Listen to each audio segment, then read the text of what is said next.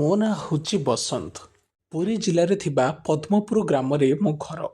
ଆମ ପରିବାରରେ 4 ଜଣ ରହୁ। ବୋଉ, ଅଜା, ଭଉଣୀ ଆଉ ମୁଁ। ବାପାଙ୍କର 10-12 ବର୍ଷ ହେଲା ଦେହାନ୍ତ ହୋଇଯାଇଛି। ମୁଁ +3 ଦ୍ୱିତୀୟ ବର୍ଷରେ ପଢ଼ୁଛି ଓ ଭଉଣୀ +2 ପ୍ରଥମ ବର୍ଷ। ବାପା ହାଇସ୍କୁଲରେ ଶିକ୍ଷକ ଥିଲେ। ତାଙ୍କର ପେନ୍ସନ୍ ମିଳୁଛି ଓ ଅଜା ପୋଲିସରେ ଅଛନ୍ତି। ତାଙ୍କର ଆଉ ଗୋଟେ ବର୍ଷ ଚାକିରି ଅଛି। ଆମକୁ ପଇସା ପତ୍ର ଅସୁବିଧା ନାହିଁ। ବର୍ତ୍ତମାନ ମୁଁ ବୋଉ ବିଷୟରେ କହୁଛି। ବୋଉ ନାଁ ରଶ୍ମି। ବୟସ 40 ବର୍ଷ। ଦେଖିବାକୁ ଗୋରା ଓ ଟିକିଏ ମୋଟି। ଦୁଧ ପୁରା ବଡ଼ ବଡ଼ ଓ ଗାଣ୍ଡି କଥା ତ ଛାଡ଼, ଯିଏ ଦେଖିବ କେହିବାକୁ ମନ କରିବ। ବୋଉ ବି ସେ ପ୍ରକୃତିର ଟିକେ। ବୋଉର ହେଲେ ଟିକେ ଗିହା ଦୋଷ ରହୁଛି। ମୁଁ ବି ବୋଉ ଉପରେ ବହୁତ ଦିନ ହେଲା ଆଖି ପକେଇଛି, ହେଲେ ଗେହି ପାରିନି। କିନ୍ତୁ ମୋ ବୋଉକୁ ଗେହିବାକୁ ଆମ ସାହିର ସବୁ ପିଲାଠୁ ବୁଢ଼ା ପାଗଳ। ସ୍ୱାମୀ ନାହିଁ ସମସ୍ତେ ଜାଣିଛନ୍ତି ଓ ବୋଉ ଯେଉଁଭଳି ହେଉଛି କିଏ ବା ଛାଡ଼ିବ। ବୋଉ ବି ଯେମିତି ଫ୍ୟାସନ୍ ହେଇକରି ବୁଲେ, କୋଉ ବୁଢ଼ାର ବି ବାଣ୍ଡ ଉଠିଯିବ। ତେବେ ଆସନ୍ତୁ ଏଥର ଏଇ କାହାଣୀଟିକୁ ଜାଣିବା। ଥରେ ମୁଁ ଘରେ ଥାଏ। କଲେଜ ଛୁଟି ଥିବାରୁ ଭଉଣୀ ମାମୁଁ ଘରକୁ ଯାଇଥାଏ। ସନ୍ଧ୍ୟା ସମୟରେ ଆମ ସାହିରେ ଜଣେ ଖୁଡ଼ି ଆସିଲେ ବୋଉ ପାଖକୁ ଗପ ମାରିବା ପାଇଁ। ସେମାନେ କଥା ହେଉଥାନ୍ତି ଓ ମୁଁ ତାଙ୍କ କଥା ଘର ଭିତରେ ଥାଇକି ଲୁଚିକି ଶୁଣୁଥାଏ। ବୋଉ ଓ ଖୁଡ଼ି ବହୁତ ଥଟ୍ଟା ମଜା କଥା ହୁଅନ୍ତି। କିନ୍ତୁ ସେଦିନ ମୁଁ ସେମାନଙ୍କ କଥା ଶୁଣି ମୋର ପାଦ ତଳୁ ମାଟି ଖସିଗଲା। ଖୁଡ଼ି କହିଲେ, ଆରେ ଦିଦି, ବୁଢ଼ା ଏବେ ବି ଠିକ୍ ସେ କରୁଛି ତ? ବୋଉ କହିଲା, ଏବେ ଟିକେ କମିଗଲାଣି, କିନ୍ତୁ କାମ ଚଳାଉଛି। ଖୁଡ଼ି କହିଲେ, ଯଦି ଟୋକା ଭାଣ୍ଡ ନେବୁ ମୋତେ କହିବୁ, ଯୋଗାଡ଼ କରିଦେବି। ବୋଉ କହିଲା, ନା ଲୋ, କିଏ ଜାଣିଲେ ଅସୁବିଧା ହେବ। ଘର ବାଣ୍ଡ ଭଲ, ବୁଢ଼ା ହେଲେ ବି ଚଳିବ, କହି ଦୁହେଁ ହସିଲେ। ସେମାନଙ୍କ କଥା ଶୁଣି ମୋତେ ଲାଗିଲା ଜେଜେ ତାହେଲେ ବୋଉକୁ ଗିହୁଛନ୍ତି। ମୁଁ ସେମାନଙ୍କ ରାସଲୀଳା ଦେଖିବା ପାଇଁ ଚାହୁଁଥିଲି, ହେଲେ ସେ ସୁଯୋଗ ମିଳୁନଥିଲା। ତା ପରଦିନ ରବିବାର ଥିଲା। ଜେଜେ ବଜାରକୁ ଯାଇ ମଟନ ଅଧ କେଜି ଆଣିଲେ ଓ ମୋ ବୋଉକୁ ଧରେଇ ଦେଇ ପେଟକୁ ଟିକେ ଆଉଁସି ଆଣିଲେ। ମୁଁ ମୋ ରୁମ୍ରେ ଥାଇ ସବୁ ଦେଖୁଥାଏ। ମାଂସ ଦେଇକି ଅଜା ବିଲ ଆଡ଼େ ଗଲେ। ମୁଁ ଜାଣିଲି ଆଜି ନିଶ୍ଚୟ ଖେଳ ହେବ। ବୋଉ ବି ଆଜି ଗାଧୋଇ ମୁଣ୍ଡବାଳ ସଫା କରି ପୁରା ରେଡି ହେଇକରି ଥାଏ। ଅଜା ବିଲ ଆଡ଼ୁ ଆସି ଗାଧୋଇକରି ତାଙ୍କ ରୁମ୍ରେ ଶୋଇଥାନ୍ତି। ବୋଉ କିଛି ସମୟ ପରେ ଅଜାଙ୍କୁ ଖାଇବା ପାଇଁ ଡାକିଲା। ଆମେ 2 ଜଣ ଟେବୁଲରେ ବସିଥାଉ। ବୋଉ ଭାତ ବାଢ଼ିବା ସମୟରେ 2 ଦୁଧକୁ ପୁରା ଦେଖେଇକି ଦେଉଥାଏ ଓ ଅଜାଙ୍କୁ ଭାତ ବାଢ଼ିବା ସମୟରେ ଅଜାଙ୍କ ମୁହଁରେ ଦୁଧକୁ ବଜାଇ ଦେଉଥାଏ। ମୁଁ ଜାଣି ଚୁପଚାପ ଖେଳ ଦେଖୁଥାଏ। ଅଜା କିନ୍ତୁ ଚୁପଚାପ ଥାନ୍ତି।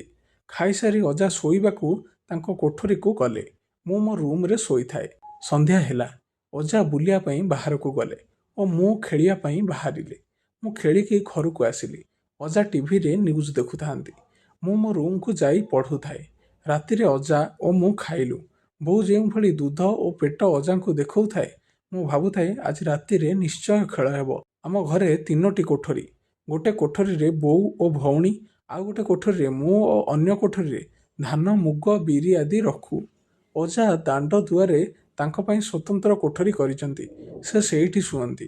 ମୁଁ ଓ ବୋଉ ଘର ଭିତରେ ଶୋଇଥାଉ। ଅଜା ଓ ବୋଉଙ୍କ ଖେଳ ଦେଖିବା ପାଇଁ ଜମାରୁ ଆଖିରେ ନିଦ ନଥାଏ। ରାତି 1ରେ ମୋତେ ଲାଗିଲା ବୋଉ ଅଜାଙ୍କ ରୁମ୍କୁ ଯାଉଛି।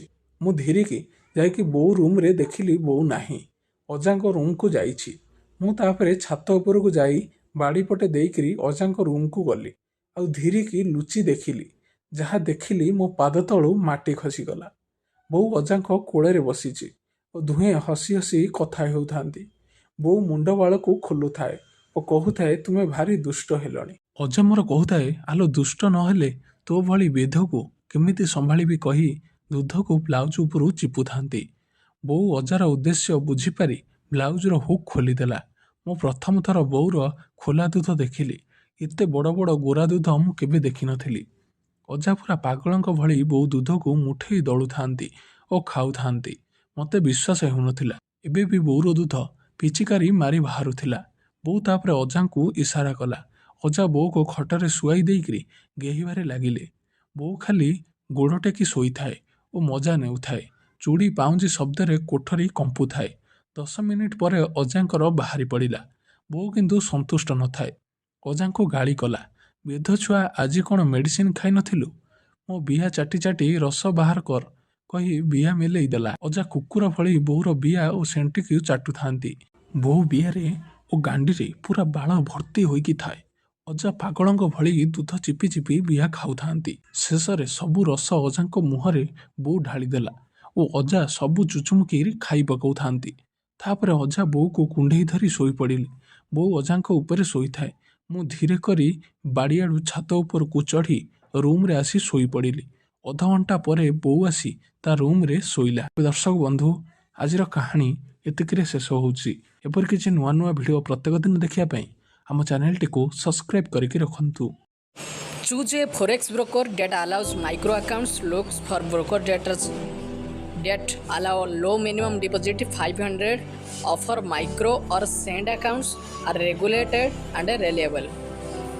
Example: do your own research before choosing. Exchanges: XM, FBS, Octa FX.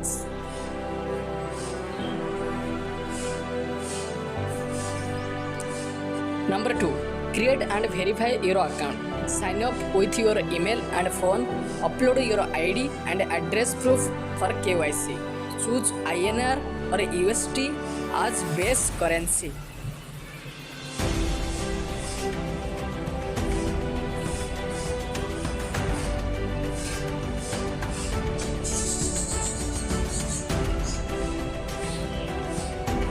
Deposit 500. Use EPI, net banking or Paytm. Some brokers accept INR directly, others may auto convert it to USD.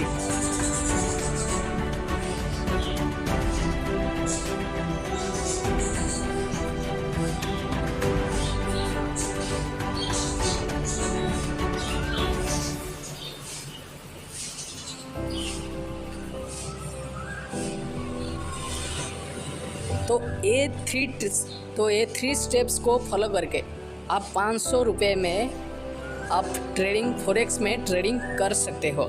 चलिए देखते हैं number 4 steps क्या है। Start with a demo account fast, optional but recommended. Practice without losing real money. Learn how to place buy sell और orders, use stop loss etcetera. कोई भी पैसा आप लगाने से पहले आपको पहले एक डेमो अकाउंट में उसका प्रैक्टिस करना होता है, रियल मनी लगाने से पहले।